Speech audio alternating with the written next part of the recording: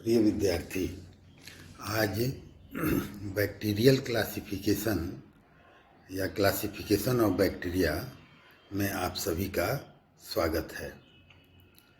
यह topic BSc 1 botany का first paper का है। आरंभ में बैक्टीरिया के वर्गीकरण के दौरान अनेक लोगों ने अनेक आधार पर बैक्टीरिया को वर्गीकृत किया, जैसे बैक्टीरिया के शेप के आधार पर, बैक्टीरिया स्टेन कैसे लेता है, ग्राम पॉजिटिव और ग्राम negative, the basis of action of bacteria, autotroph है कि लिथोट्रॉफ है, कीमोट्रॉफ है, सैप्रोट्रॉफ है, पैथोजेनिक है, पैरासाइट है, सिम्बायोटिक है। तो इस पर भी वर्गीकरण किया गया है। कुछ लोगों ने ऑक्सीजन के रिक्वायरमेंट के आधार पर बैक्टीरिया का वर्गीकरण किया, कुछ लोगों ने pH के आधार पर बैक्टीरिया का वर्गीकरण किया, कुछ ने टेम्परेचर के आधार पे, कुछ ने स्ट्रक्चर के आधार पे और कुछ ने ऑस्मोटिक प्रेशर के आधार पे। कहने का तात्पर्य यह है कि बैक्टीरिया का वर्गीकरण नाना प्रकार से अलग अलग आधार पर अलग अलग लोगों ने किया, पर बर्गीज के determinative bacteriology, manual of determinative bacteriology में जो वर्गीकरण बैक्टीरिया का आया वह एक इंटीग्रेटेड अप्रोच लिए हुए था और वह ज़्यादा मान्य हुआ, जिस पर हम लोग विचार किया जाएगा।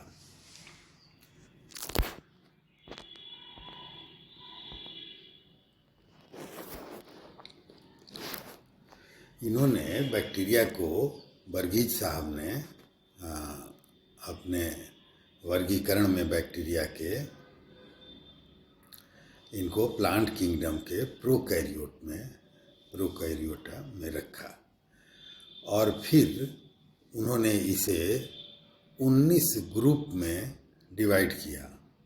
एक्चुअली जो इन्होंने बैक्टीरिया को प्रोकैरियोटा में रखा तो उसके 2 डिवीज़न कर दिए, एक बैक्टीरिया और दूसरा साइनोबैक्टीरिया। ध्यान रहे, साइनोबैक्टीरिया बैक्टीरिया नहीं है, वो अलगी है। नाम में उसे लिखा हुआ है साइनोबैक्टीरिया बिकॉज कि यह प्रोकैरियोटिक ऑर्गेनिज्म है एज बैक्टीरिया इज, पर एक्चुअली आज हम सब जानते हैं कि वह एक एल्गी है और एल्गी में उसे साइनोफाइसी के नाम से पढ़ते हैं। तो चूँकि यह अलगी है, यहाँ से यह पार्ट निकल के अलग हो गया। अब जो सब डिवाइडेड ग्रुप्स थे, अनेक ग्रुप में विभाजित किया, तो वो ग्रुप 18-19 के करीब हैं जो निम्नवत हैं। पहला है phototrophic bacteria, have bacterio chlorophyll. इसमें क्लोरोफिल पाया जाता है, पर बैक्टीरिया के क्लोरोफिल की अपनी वैरायटी है, स्ट्रक्चर है, इसलिए उसे बैक्टीरियो क्लोरोफिल के नाम से जानते हैं। Aquatic habitat and further divided in 3 families and 18 genera. तो जो पहला ग्रुप फोटोट्रॉफिक बैक्टीरिया का है, इसे 3 फैमिली और 18 जेनेरा में आगे चल के और विभेदित किया गया है। दूसरा ग्रुप है बैक्टीरिया का, फोटोट्रॉफिक बैक्टीरिया के बाद, the gliding bacteria which shows gliding movement, produces slime and colored microscopic fruiting body develop. It has 2 order, 8 families and 21 genera.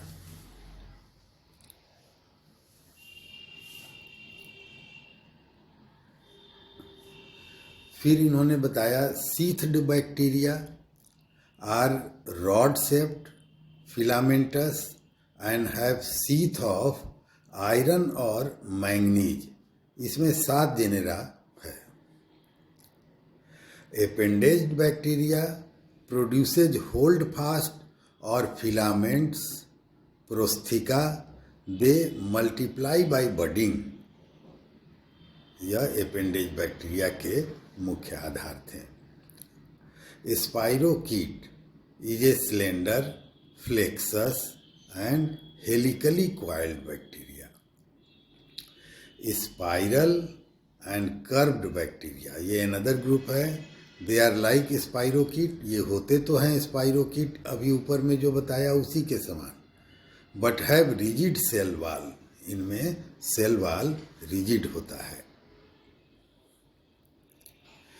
Gram negative aerobic rods and cocci का एक group मिला के बनाया. Gram negative aerobic rods and cocci are pathogenic to man and animal and aquatic and terrestrial both conditions में यह होता है.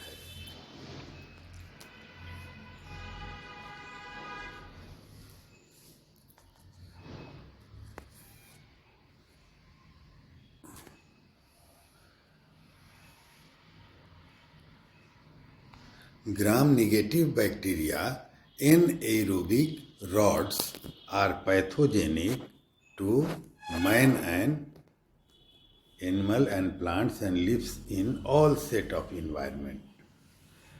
Gram-negative anaerobic bacteria are pleomorphic, shape उनका बदलते रहता है, फिक्स नहीं रहता है.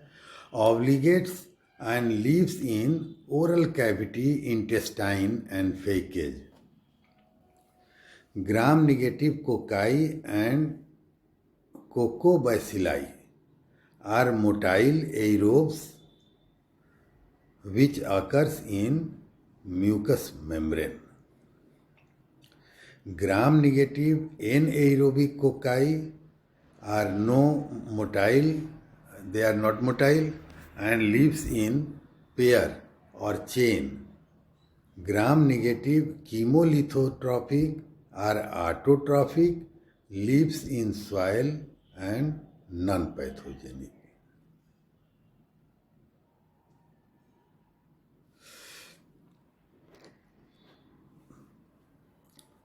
अब नेक्स्ट में आया मिथेनोजेनिक बैक्टीरिया. तो इनके क्या खास गुण हैं कि they are gram positive, lives in aquatic and terrestrial environment. और फिर gram positive cocci are saprobes और parasite and lives in mucus, fresh water and mucus. Endosporic rods and cocci are pathogenic to man and animal. Gram positive asporogenic rods, देखिए नाम भी ऐसा है कि उसमें अब उसके लक्षण भी बता दे रहा है नाम ही में.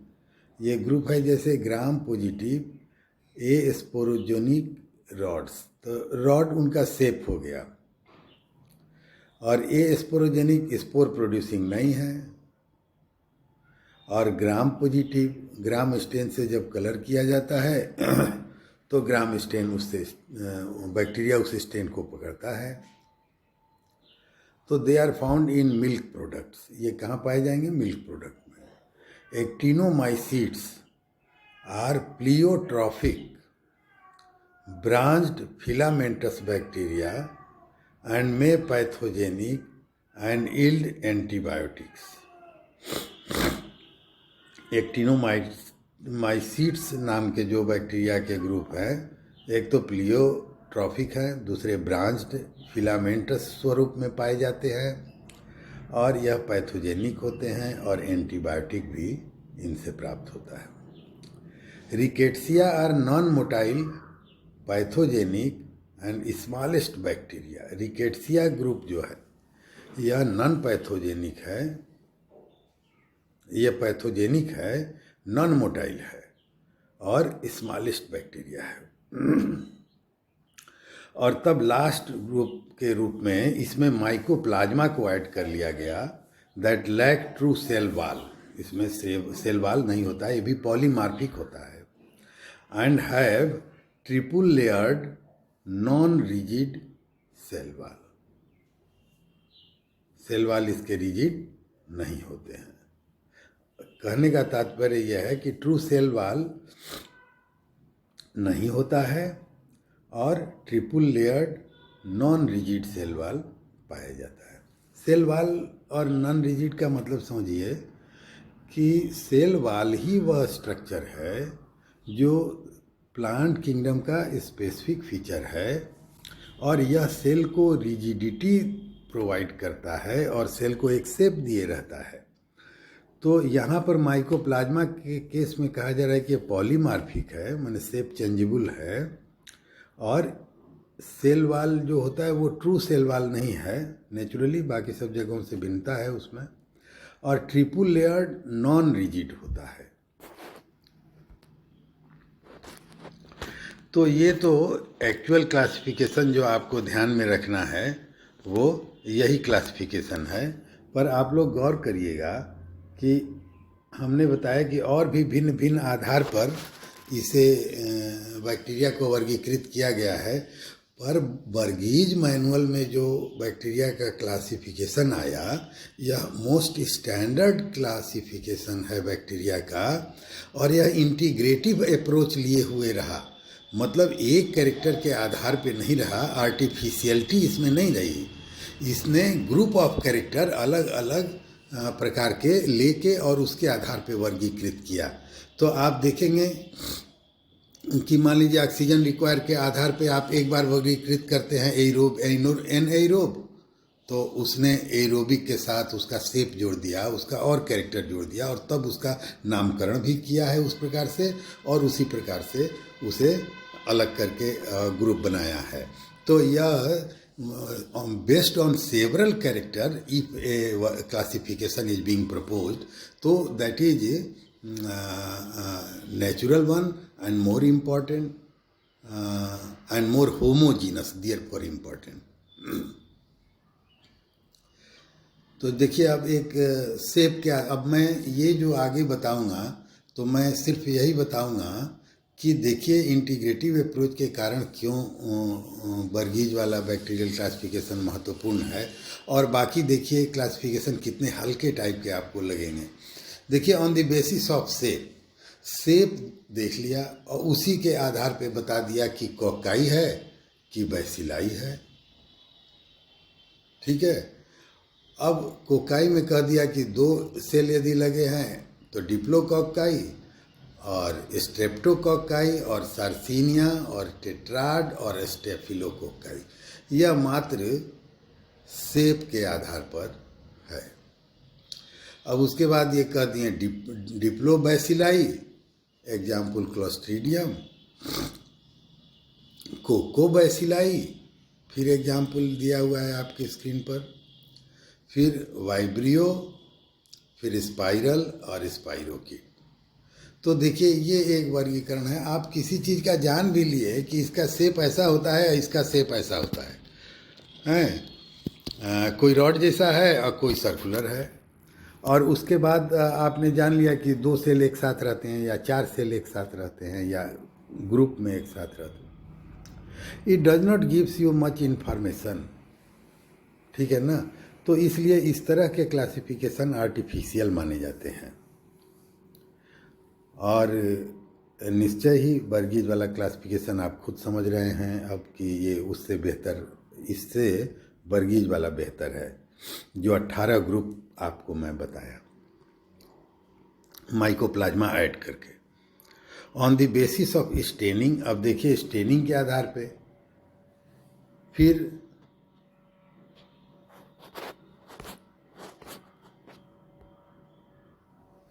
देखिए on the basis of staining इन्होंने कहा कि ग्राम पॉजिटिव और ग्राम निगेटिव। अब जान लीजिए कि ये ग्राम पॉजिटिव है और ग्राम निगेटिव है, सारे बैक्टीरिया को इसी 2 में वर्गीकरण कर दीजिए, बच्चे भी मौज से रहे, मास्टर भी मौज से रहे, यही वर्गीकरण सिर्फ पढ़ाना रहे हैं। तो ग्राम पॉजिटिव एग्जाम्पल स्ट्रेप्टोकोकाई आउरियस, और ग्राम निगेटिव नाइसेरिया गोनोरिया। तो देखिए इतना पे एक वर्गीकरण हो जाना, तो ये आर्टिफिशियलिटी का द्योतक है। ये नहीं, natural classification based on group of character as is वर्गीज, उस पर ध्यान दीजिएगा। ये मैं वैसे आपको एक इंट्रोड्यूस कर दे रहा हूँ कि ऐसे ऐसे भी वर्गीकरण लोगों ने करा है। देखिए, on basis of temperature,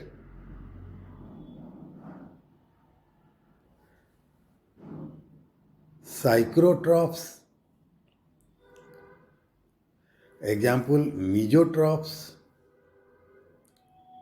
स्टीयरोथर्मोफिल्स, hyperthermophiles. तो ये टेम्परेचर कम और अधिक टेम्परेचर के आधार पे उसका ग्रुप बना दिया गया है, और वो बस खाली टेम्परेचर के आधार पे रख दिया गया है कि इस ग्रुप में बैक्टीरिया है। देखिए, उसी तरह on the basis of structure, spore former, terminal spore former, subterminal spore former, capsule farmer,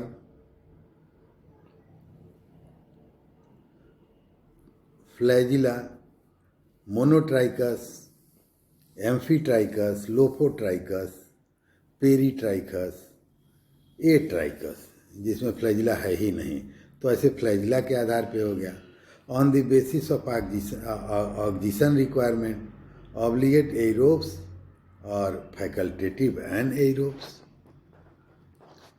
तो इस प्रकार से हम लोगों ने ये देखा कि बैक्टीरिया की क्लासिफिकेशन तो अनेक आधार पर दिए गए हैं, और अनेक बार एक एक आधार पर ही पूरे बैक्टीरिया क्लासिफिकेशन कर दिया गया। वह आर्टिफिशियल है, उसे आपको कोई लेना देना नहीं है। ऐतिहासिक रूप से 2-4 लाइन में आप बता देंगे कि देखिए भाई, ये आधार थे जिस पर लोगों ने ये वर्गीकरण किया, ये सब आर्टिफिशियल क्लासिफिकेशन है। But more important came in वर्गीज मैनुअल ऑफ डिटर्मिनेटिव बैक्टीरियोलॉजी में वर्गीकरण वर्गी का आया, जो इंटीग्रेटिव अप्रोच लिए था, जो नेचुरल क्लासिफिकेशन था, जो ग्रुप ऑफ कैरेक्टर पर बेस्ड था, जिसने 18-19 ग्रुप के करीब आपको रिकॉग्नाइज किए, जिसने रिकेट्सिया और माइकोप्लाज्मा को भी उसी में रखा। तो ये बैक्टीरिया क्लासिफिकेशन वर्गीज वाला ही आपको वर्णन करना है हर जगह। धन्यवाद दोस्तों, आप लोगों ने मेरी बात ध्यानपूर्वक सुनी, इसलिए आप सभी को धन्यवाद। Like, share and subscribe. Thank you very much. Thanks, many many thanks to you.